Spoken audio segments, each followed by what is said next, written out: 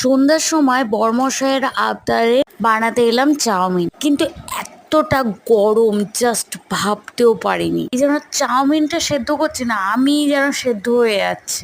তাই আঁচটা একবার মিডিয়াম একবার হাই, একবার মিডিয়াম একবার হাই, এই করে চট জলদি করে আজকে বানালাম চাউমিন। বাপ রে বাপ, এতটা গরম বলার মতো না। তার জন্য আলুগুলোকে একদম লম্বা করে ভেজে নিচ্ছি, পরপর দুটো ডিম কুচি কুচি করে ভেজে নিয়েছি। ভাজাভাজির পাল্লা তাড়াতাড়ি করে শেষ করে দিয়েছি। তারপরে পেঁয়াজটা হালকা করে ভেজে টমেটোগুলো দিয়ে দিয়েছি। লবণটা দিয়ে হালকা করে নেড়ে দেওয়ার পরই চাউমিনটা এক এক করে অল্প অল্প করে দিয়ে নেড়ে নিলাম। তারপরে কিষান সস লঙ্কা দিয়ে আবার ভালো করে নেড়ে নিলাম।